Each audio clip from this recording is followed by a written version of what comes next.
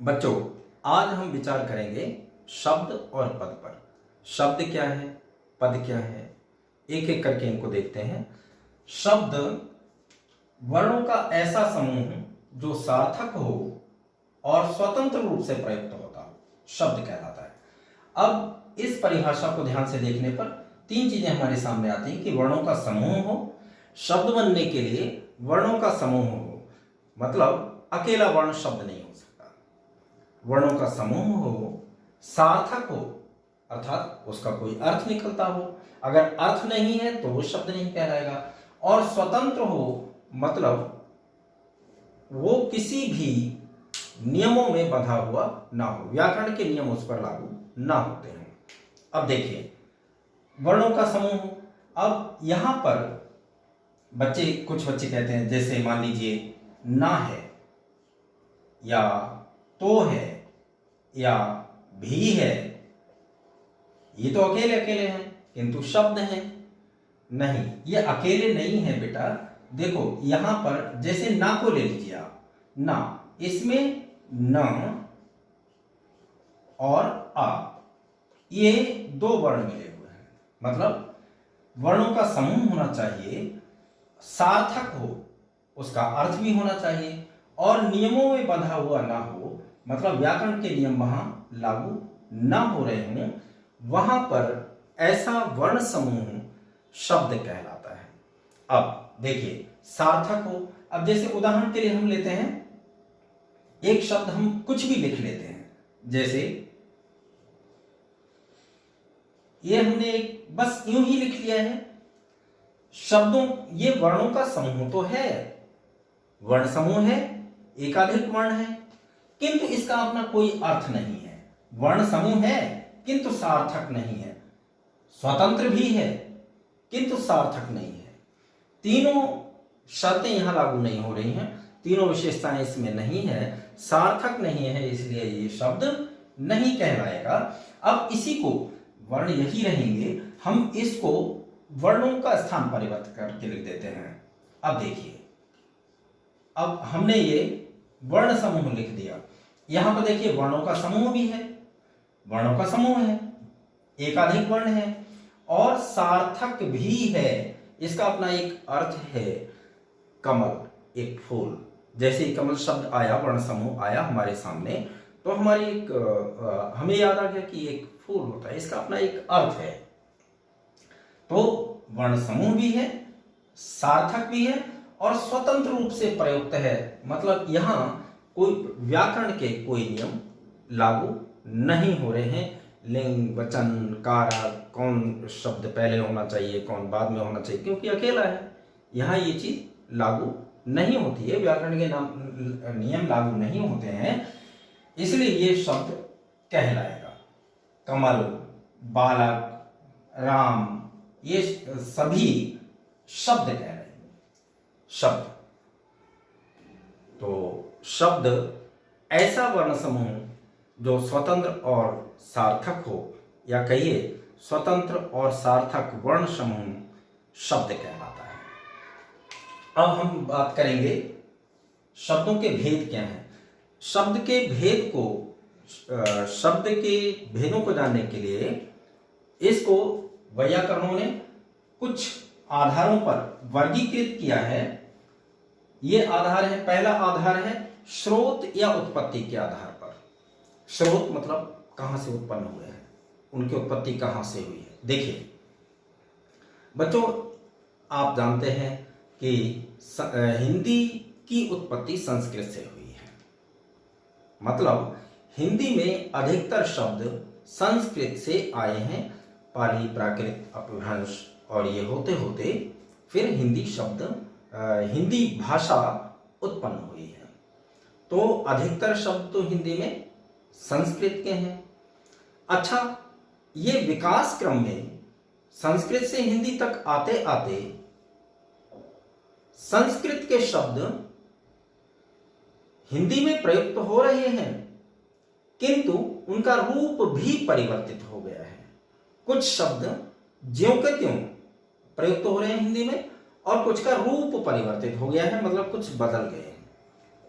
कुछ ऐसे शब्द हैं जो संस्कृत के नहीं हैं, यहां हिंदी के अपने शब्द हैं, स्वतः उत्पन्न हैं, स्वतः विकसित हैं, हिंदी में विकसित हैं। कुछ ऐसे शब्द हैं, कुछ आज भी आप देख रहे हैं कि अन्य भाषाओं के शब्द हिंदी में ऐसे घुल मिल गए हैं जो कि हमको अंतर मालूम ही नहीं पड़ता है कि ये हिंदी के हैं या किसी अन्य भाषा के हैं। कुछ ऐसे शब्द भी हैं, अंग्रेजी और उर्दू के शब्दों की बहुतायत है। उर्दू, अरबी, फारसी, पुर्तगाली, तुर्की, अन्य भाषाओं के अंग्रेजी के शब्द अब बहुत अधिक मात्रा में जुड़ते जा रहे हैं। कुछ ऐसे शब्द हैं, तो इनको एक एक करके देखेंगे। देखिए, जो शब्द संस्कृत के शब्द हिंदी में शब्द कहां से उत्पन्न हुए हैं, कैसे बने हैं, ये हम पढ़ रहे हैं। अब देखिए, कुछ शब्द ऐसे हैं जो संस्कृत से आए हैं और संस्कृत के शब्द ज्यों के त्यों हिंदी में प्रयुक्त हो रहे हैं। वे शब्द तत्सम कहलाते हैं। ऐसे शब्दों को तत्सम बोलते हैं। तत्सम, बच्चों, तत्सम का मतलब है, यहां पर लिख लेते हैं, तत्सम। तत्सम का मतलब है, तत् मीन्स वह या उस, सम मीन्स समान, उसके समान, मतलब किसके समान, यानी संस्कृत के, क्योंकि संस्कृत है ना हिंदी की जननी, उसके समान। किसके समान? संस्कृत के समान, अर्थात जिनमें कोई परिवर्तन नहीं हुआ है। संस्कृत के शब्द ज्यों के त्यों हिंदी में प्रयुक्त हो रहे हैं, ऐसे शब्द तत्सम कहलाते हैं। जैसे अग्नि, आज भी हिंदी में अग्नि शब्द का प्रयोग होता है, जबकि मूल रूप में ये ज्यों का त्यों संस्कृत शब्द है। अग्नि, मातृ, सूर्य संस्कृत के शब्द हैं।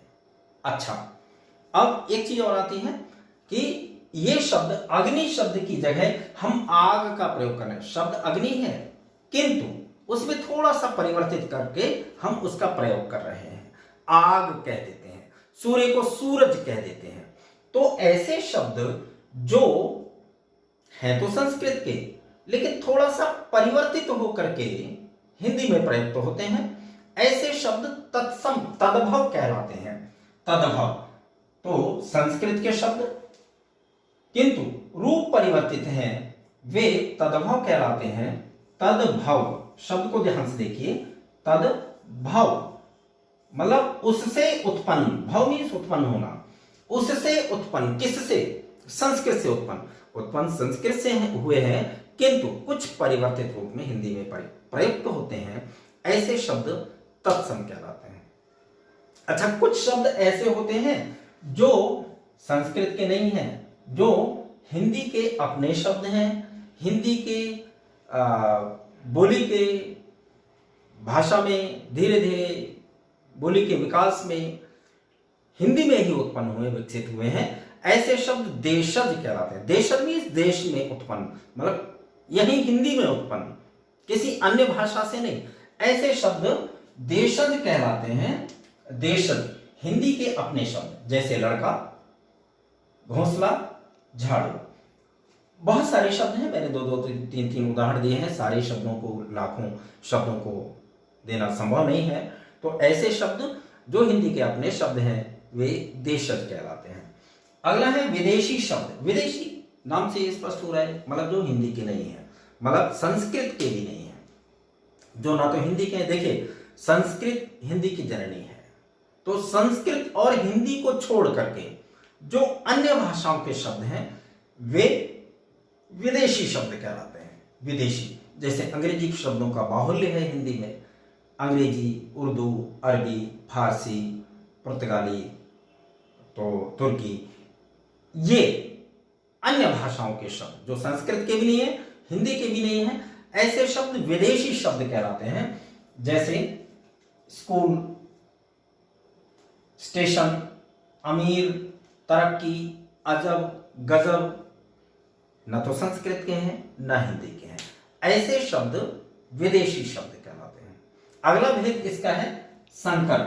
संकर शब्द का अर्थ ही मिश्रित तो होता है। मिश्रित मतलब एक ही शब्द में एक से अधिक भाषाएं शामिल हो, मतलब एक से अधिक भाषाओं के शब्दों को मिलाकर, कोई दो शब्द हों मिले हुए, एक शब्द में दो शब्द मिले हुए हों और वे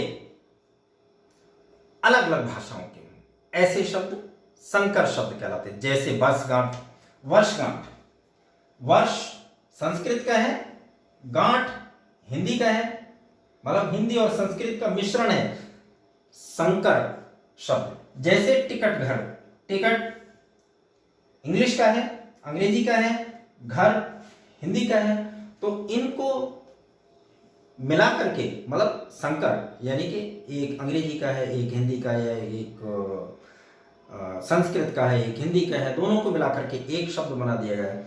ऐसे शब्द संकर शब्द कहलाते हैं। शब्द कैसे उत्पन्न हुए हैं, कहां से आए हैं, कैसे कैसे बने हैं, ये उत्पत्ति के आधार पर या स्रोत के आधार पर, ओरिजिन कहां से है शब्दों का, हिंदी के शब्द कहां से बने हैं, ये स्रोत या उत्पत्ति के आधार पर वर्गीकरण किया गया है। अच्छा, अगला वर्गीकरण कैसे किया है वैयाकरणों ने, रचना के आधार पर, कि शब्दों की रचना कैसे होती है, कैसे हुई है हिंदी शब्दों की रचना। रचना के आधार पर हिंदी शब्द कौन कौन से, देखिए कुछ शब्द ऐसे हैं बच्चों जो अपने आप में पूर्ण है और उनके खंड नहीं कर सकते हम। खंड अगर करेंगे तो निरर्थक हो जाएंगे खंड, मतलब सार्थक खंड नहीं किए जा सकते। तो ऐसे शब्द जिनके सार्थक खंड नहीं किए जा सकते, ऐसे शब्द क्या कहलाते हैं, रूढ़, रूढ़, ट्रेडिशनल, ट्रेडिशन से ऐसे ही सुनते आए हैं, मतलब उनका अपना पूर्ण अस्तित्व है, ऐसे शब्द रूढ़ कहलाते हैं। इन शब्दों को रूढ़ शब्द कहते हैं, जिनके खंड ना हो सके। जैसे हाथ, अगर हाथ शब्द का, हाथ शब्द के अगर हम दो खंड करेंगे या तीन खंड करेंगे तो ये देखिए, ना हा का कोई अर्थ रह जाएगा, ना था का कोई अर्थ रह जाएगा। ऐसे शब्द रूढ़ शब्द कहलाते हैं। हाथ, पैर, रोटी, मकान, तो ये शब्द रूढ़ शब्द कहलाते हैं। अगला भेद है यौगिक। यौगिक, यौगिक का मतलब है कि जिसमें योग हुआ हो, मतलब एक शब्द से अनेक शब्द, एक शब्द में अनेक शब्द मिले हो, मतलब एकाधिक शब्दों का मेल हो, जो वो यौगिक कहलाते हैं, जिनमें योग हुआ हो, यानी शब्द मिले हों, एक ही शब्द में एक से अनेक, यानी दो शब्दों का मेल यौगिक शब्द कहलाता है। जैसे जैसे देशभक्ति, देश की भक्ति, देशभक्ति, देश और भक्ति दो शब्द हैं। देशभक्ति दो शब्दों को से मिलकर बना है। विद्यालय, विद्यालय, विद्यालय, हिमालय शब्द तो ये योग की श्रेणी में आ जाएगा। देशभक्ति, विद्यालय इत्यादि। अच्छा, अगला इसका भेद है योग रूढ़। नाम से स्पष्ट होता हुआ, मतलब जिसमें रूढ़ शब्द की भी विशेषताएं मिले और यौगिक की भी विशेषता मिले, योग रूढ़ कहलाते हैं। योग रूढ़ मतलब यौगिक और रूढ़ दोनों की विशेषताएं मिलती हैं, मतलब एकाधिक शब्द भी है, एक ही शब्द में एकाधिक शब्द भी है, शब्द एक है लेकिन एक से अधिक शब्दों से मिलकर बना है वो, और लेकिन किसी विशेष अर्थ में प्रयुक्त भी होता है, रूढ़ की भी विशेषता है उसमें।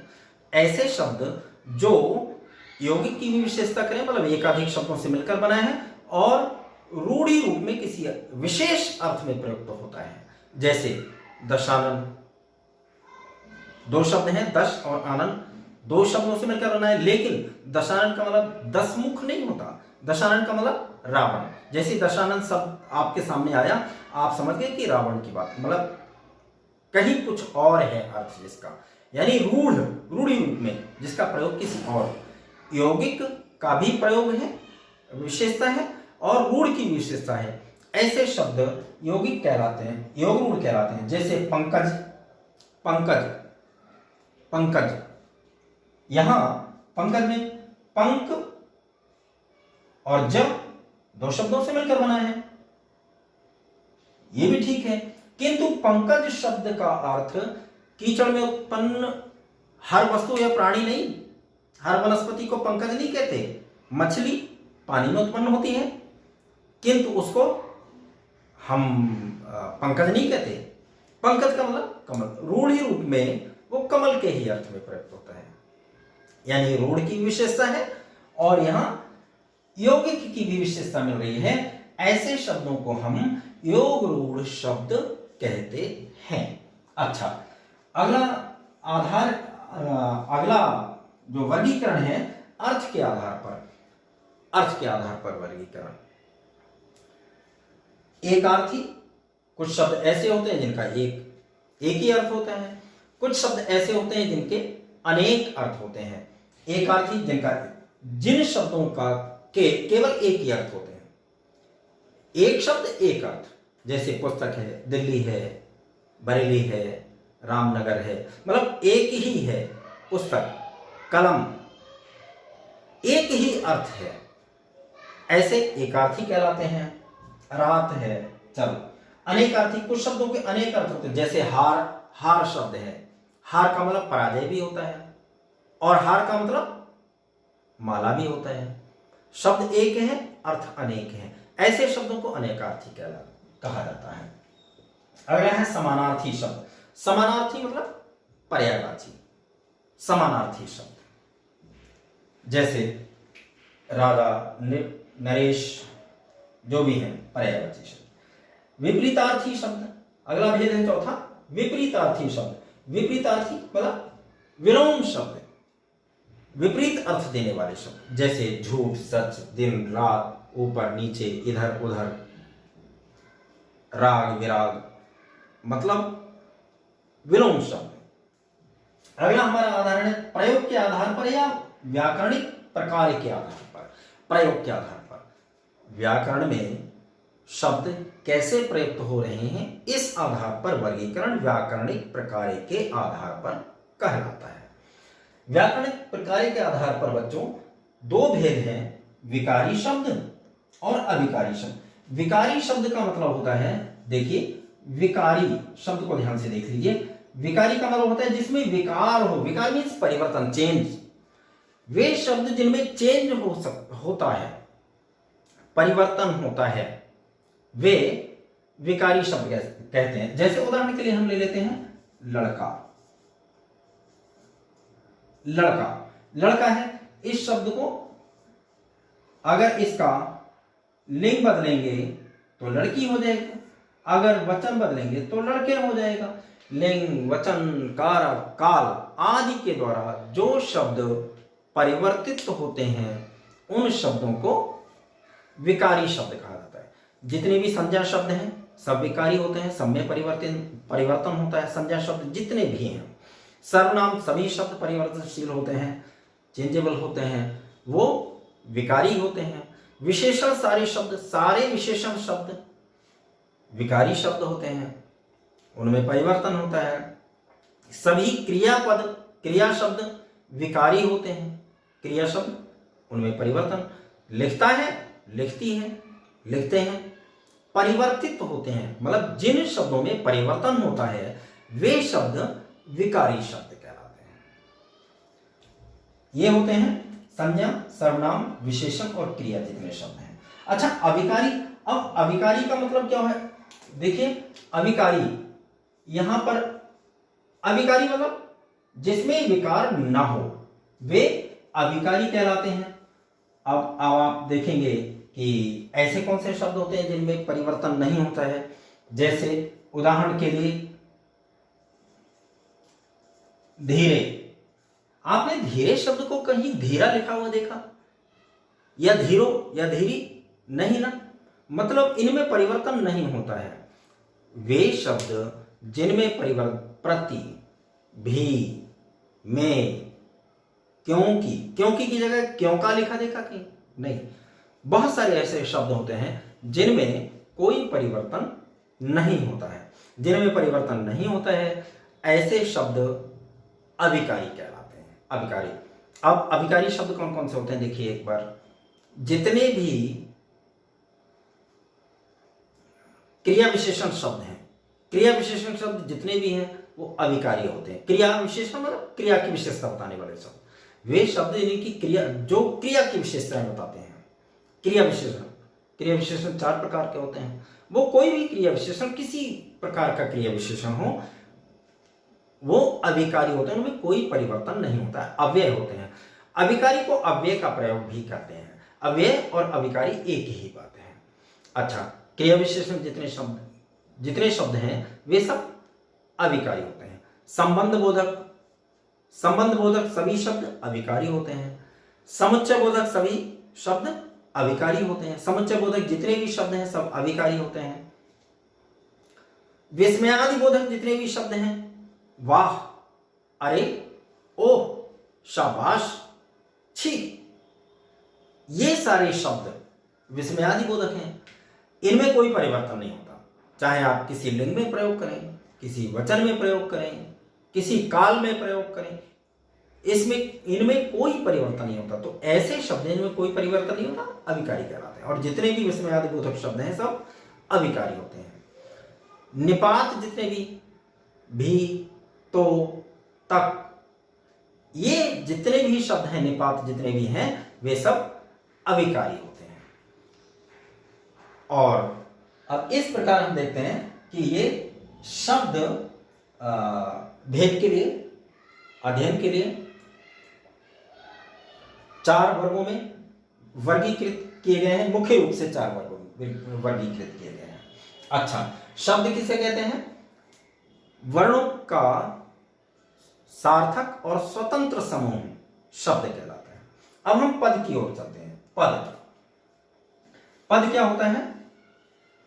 जब कोई शब्द व्याकरण के नियमों में बंधकर वाक्य में प्रयुक्त हो तो वह पद कहलाता है।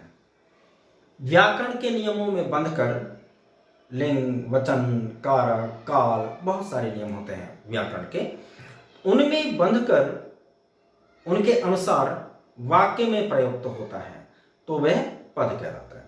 अब यहां एक, जैसे मान लीजिए हमने यहां पर ये उदाहरण लिया, बालक या कमल।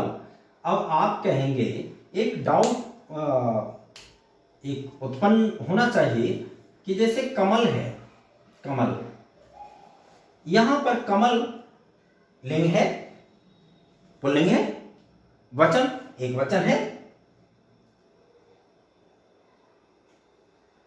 अब आप कहेंगे कि इसमें तो नियम लागू हो रहा है व्याकरण, नहीं, कुछ और भी नियम होते हैं। यहां पर देखिए, जैसे मान लीजिए, आप उदाहरण ले लेते हैं, इसको अगर हम लिख लेते हैं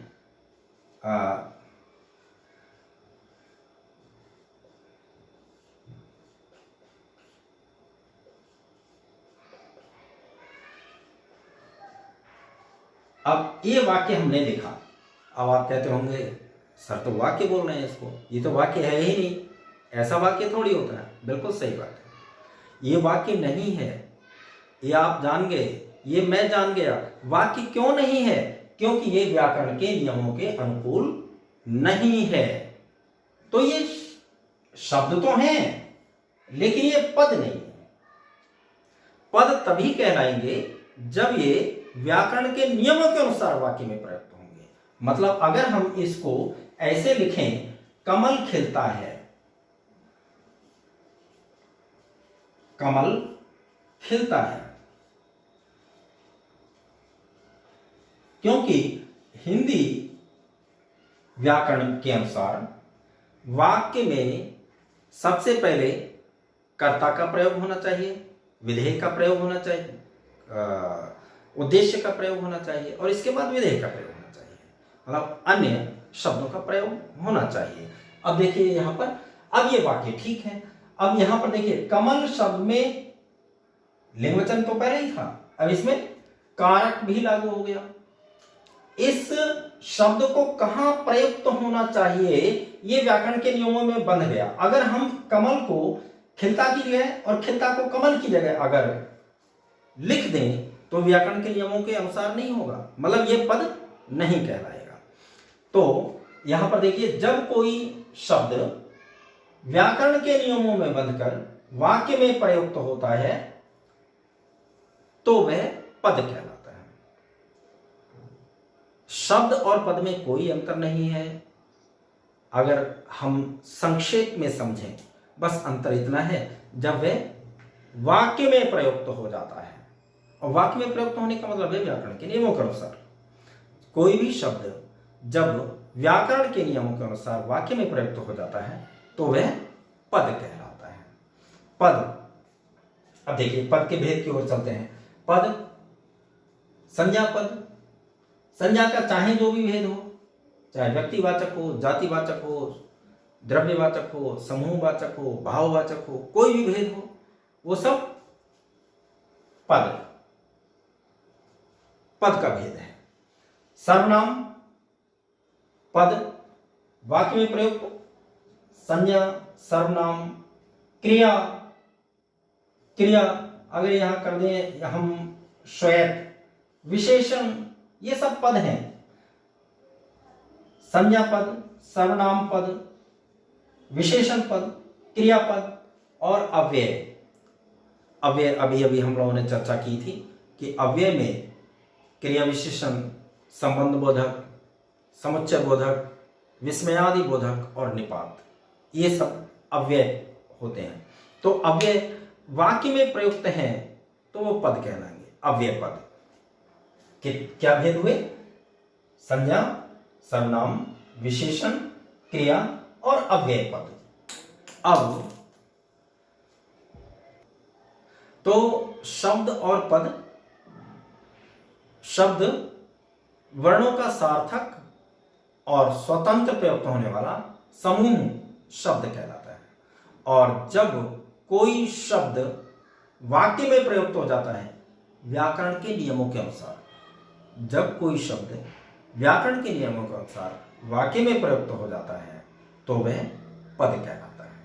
आशा है शब्द और पद स्पष्ट हो गया होगा, दोनों तथ्य स्पष्ट हो गए होंगे। यदि कहीं किसी भी प्रकार की शंका हो तो हमें कमेंट बॉक्स में अवश्य लिखें। हम आपकी शंका का पूरा समाधान करने का प्रयास करेंगे। बहुत बहुत धन्यवाद।